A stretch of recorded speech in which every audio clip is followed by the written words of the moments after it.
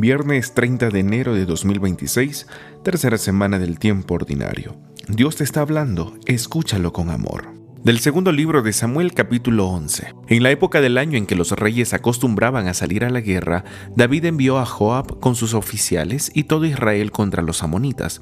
Los derrotaron y pusieron sitio a Rabá. David se había quedado en Jerusalén. Un día, al atardecer, se levantó de dormir y se puso a pasear por la terraza del palacio. Desde ahí vio a una mujer que se estaba bañando. Era una mujer muy hermosa. David mandó preguntar quién era aquella mujer y le dijeron: es Betsabé, hija de Eliam, esposa de Urías, elitita. David mandó unos criados a buscarla. Se la trajeron a su casa y durmió con ella. La mujer quedó embarazada y le mandó decir a David: estoy encinta. Entonces David le envió un mensaje a Joab: haz que venga Urías, elitita. Joab cumplió la orden, y cuando Urías se presentó a David, el rey le preguntó por Joab, por el ejército y por el estado de la guerra. Luego le dijo: ve a descansar a tu casa en compañía de tu esposa. Salió Urías del palacio de David y éste le mandó un regalo. Pero Urías se quedó a dormir junto a la puerta del palacio del rey con los demás servidores de su señor y no fue a su casa. Le avisaron a David. Urías no fue a su casa. Al día siguiente David lo convidó a comer con él y lo hizo beber hasta embriagarse. Ya tarde salió Urías y se volvió a quedar a dormir con los servidores de su señor y no fue a su casa. A la mañana siguiente escribió David a Joab una carta y se la envió con Urías. En ella le decía: ponga a Urías en el sitio más peligroso de la batalla y déjalo solo para que lo maten. Joab, que estaba sitiando la ciudad, puso a Urías frente a los defensores más aguerridos. Los sitiados hicieron una salida contra Joab y murieron algunos del ejército de David, entre ellos Urías elitita. Palabra de Dios. Te alabamos, Señor. Del Salmo 50. Misericordia, Señor, hemos pecado. Misericordia, Señor, hemos pecado. Por tu inmensa compasión y misericordia, Señor, apiádate de mí y olvida mis ofensas.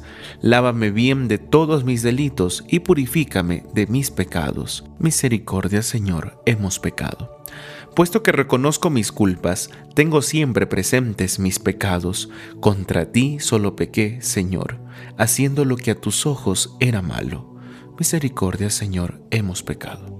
Es justa tu sentencia, y eres justo, Señor, al castigarme. Nací en la iniquidad y pecador me concibió mi madre. Misericordia, Señor, hemos pecado. Haz que sienta otra vez júbilo y gozo, y se alegren los huesos quebrantados. Aleja de tu vista mis maldades, y olvídate de todos mis pecados. Misericordia, Señor, hemos pecado. Del Santo Evangelio según San Marcos, capítulo 4, versículos del 26 al 34. En aquel tiempo Jesús dijo a la multitud: el reino de Dios se parece a lo que sucede cuando un hombre siembra la semilla en la tierra, que pasan las noches y los días, y sin que él sepa cómo la semilla germina y crece, y la tierra por sí sola va produciendo el fruto. Primero los tallos, luego las espigas, y después los granos en las espigas. Y cuando ya están maduros los granos, el hombre echa mano de la hoz, pues ha llegado el tiempo de la cosecha. Les dijo también: ¿con qué compararemos el reino de Dios? ¿Con qué parábola lo podremos representar? Es como una semilla de mostaza que, cuando se siembra, es la más pequeña de las semillas, pero una vez sembrada, crece y se convierte en el mayor de los arbustos y echa ramas tan grandes que los pájaros pueden anidar a su sombra. Y con otras muchas parábolas semejantes les estuvo exponiendo su mensaje de acuerdo con lo que ellos podían entender, y no les hablaba sino en parábolas, pero a sus discípulos les explicaba todo en privado. Palabra del Señor. Gloria a ti, Señor Jesús. Pidamos al Espíritu Santo que nos ilumine para entender su palabra y la pongamos en práctica. En el segundo libro de Samuel, capítulo 11, hemos escuchado cómo David, el rey elegido por Dios, desobedece. En aquel tiempo los reyes debían salir a la guerra junto a su pueblo, pero David decide quedarse. Envía a sus soldados y se instala en la comodidad de su casa. Desde ese primer descuido comienza todo. La comodidad lo lleva a bajar la guardia, a descuidar su relación con Dios, y desde ahí cae en la tentación. Él ve, desea y toma a Betsabé. Pero el pecado no se queda aislado, no se queda en silencio. Para ocultarlo, le va a tocar encadenar otros pecados, como la mentira, la manipulación y finalmente hasta el asesinato de Urías. La Escritura nos demuestra con mucha claridad una verdad que no podemos negarla. Ni siquiera los grandes elegidos de Dios están inmunes al pecado. Son humanos, son frágiles, pueden fallar, pueden caer. Y el problema no es la caída en sí, sino es que debemos volver a Dios. El problema es que no se persevera, el problema es que no hay arrepentimiento. Cuando David deja su misión, cuando se aleja de Dios y deja de hacer el bien, su corazón así quedó expuesto al pecado. Y cuando uno se aleja de Dios, es más fácil caer en la tentación. Aquí se revela una verdad profunda de nuestra fe. El pecado desordena el corazón, rompe la comunión con Dios y con los demás y nos quita la paz. Además, David comete algo muy grave: el abuso de poder, el asesinato, el pensar egoístamente solo lo que le conviene a él. Cuando una persona con autoridad se sirve de los demás en vez de servirlos, que es para lo que fue elegido, cuando piensa solo en su propio beneficio, está haciendo un grave daño, un grave pecado. Queridos hermanos, pero no lo digo esto para que juzguemos, sino para que pidamos por los demás, quienes ahora, con poder, en vez de servir al pueblo, se sirven del pueblo. El pecado muchas veces comienza cuando nos enfriamos espiritualmente. De eso no podemos decir que no es así. Cuando dejamos los sacramentos, cuando ya no nos confesamos, cuando no comulgamos, cuando no vamos a misa, cuando no oramos, cuando no leemos la palabra, cuando no la meditamos, cuando no rezamos el rosario, cuando dejamos de hacer obras de misericordia con los demás, entonces somos más vulnerables, somos más frágiles. Vamos a caer fácilmente. Este texto nos invita entonces a examinar nuestra vida. ¿Estoy en comunión con Dios? ¿Estoy viviendo con rectitud mi fe cristiana católica? ¿Hay algún pecado que no me deja acercarme a los sacramentos? ¿O estoy acostumbrándome a vivir a mi manera a Dios? ¿Estoy siendo egoísta? ¿Pienso más en lo que me conviene a mí, en servirme a mí y no servir a los demás? Queridos hermanos, no nos cansemos de seguir pidiendo a Dios como lo decimos en el Padre Nuestro. No nos dejes caer en la tentación y líbranos del mal, porque ninguno está libre de caer, así que cuidado con andar juzgando, porque a veces lo mismo que juzgamos, en eso mismo podemos estar cayendo. Más bien oremos por las personas que han caído en la tentación para que el Señor les ayude, para que ellos vuelvan con un corazón arrepentido al Señor y se alejen de eso que les hace daño. Y nosotros también pidámosle con fe. Por eso es bueno orar cuando repetimos las oraciones, es decir, orar rezando. Y en el Padre Nuestro sí le decimos eso y sigámosle diciendo con fe. Si hoy todavía no rezaste el Padre Nuestro, dilo y concéntrate en cada frase, y de manera especial hoy meditemos en el decir: no nos dejes caer en la tentación y líbranos del mal.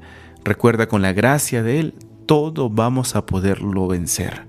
El Salmo 50 tradicionalmente se le atribuye a David, que es un grito sincero de un corazón arrepentido. Aquí este salmo revela el arrepentimiento de David por haber fallado a Dios. Y viene algo importante: David no se justifica, no se defiende, no busca culpables. Él dice con humildad: por tu inmensa misericordia, apiádate de mí. Misericordia, Señor, dice el Salmo hoy, hemos pecado. David reconoce su culpa. Él no está diciendo: yo pequé por culpa de otra persona.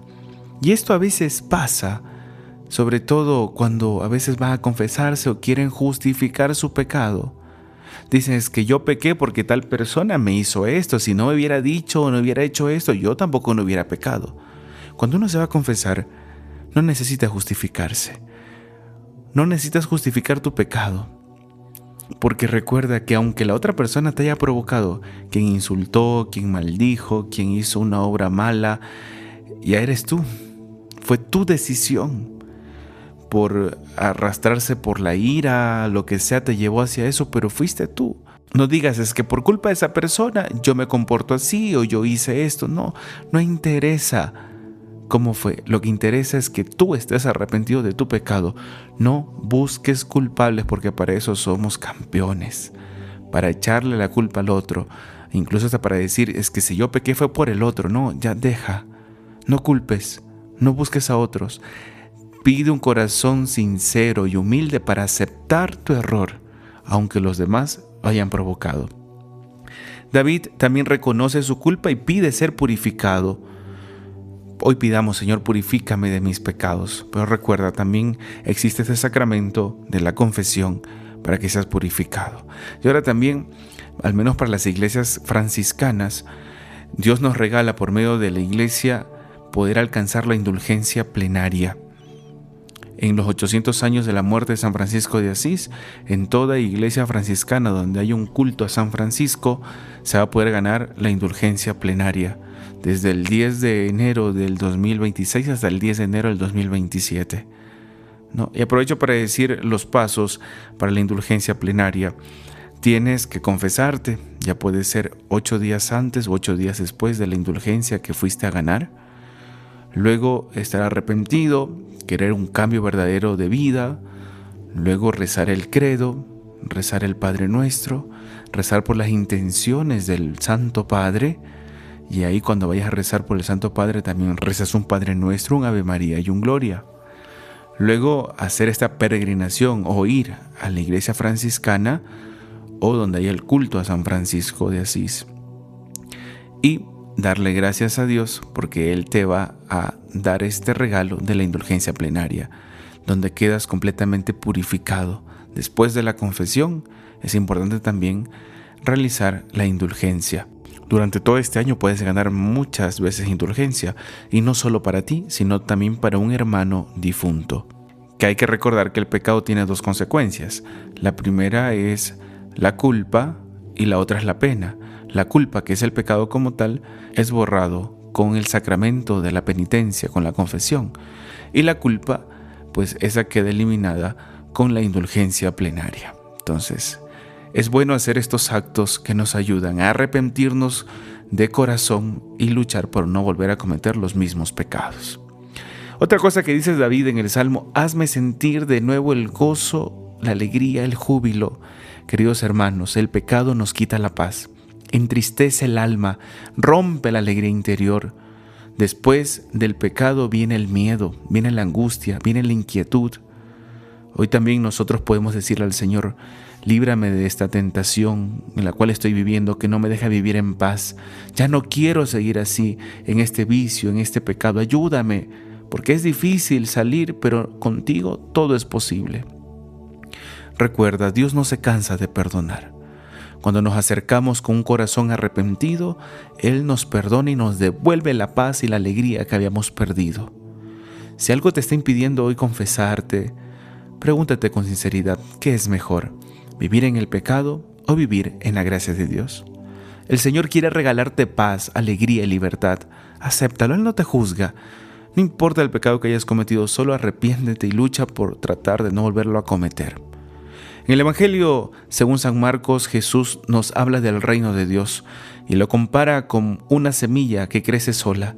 El sembrador siembra, pero el crecimiento es misterioso y gracia de Dios.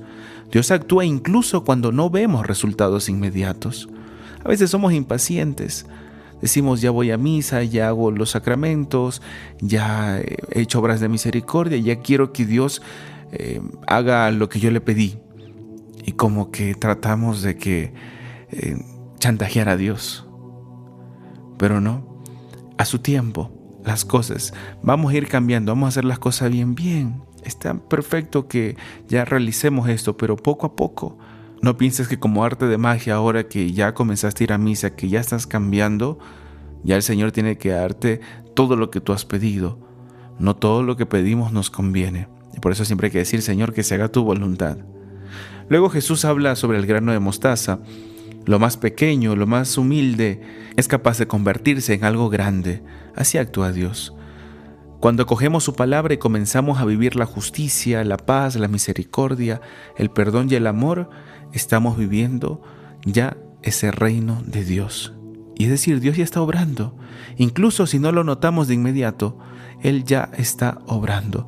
Solo no te canses de hacer el bien. Pidamos entonces, queridos hermanos, hoy un corazón perseverante, que no se enfríe espiritualmente, un corazón humilde, capaz de reconocer el pecado que hemos cometido para pedir perdón y luchar para no volverlo a hacer. Pidamos que nos aumente la fe y la confianza para seguir sembrando el bien, aunque sean pequeñas cosas. Y pidamos la paciencia para esperar los frutos al tiempo de Dios. Si luchamos por todo esto, nos ganaremos el reino de los cielos. No te olvides de orar, de escuchar la palabra de Dios, de rezar el Santo Rosario y de amar a Dios y al prójimo, comenzando con tu familia. El Señor esté con ustedes. El Señor los bendiga y los guarde. Haga brillar su rostro sobre ustedes y les conceda su favor. Vuelva su mirada a ustedes y les conceda la paz. Y la bendición de Dios Todopoderoso, Padre, Hijo y Espíritu Santo descienda sobre ustedes y permanezca siempre. Amén. Paz y bien.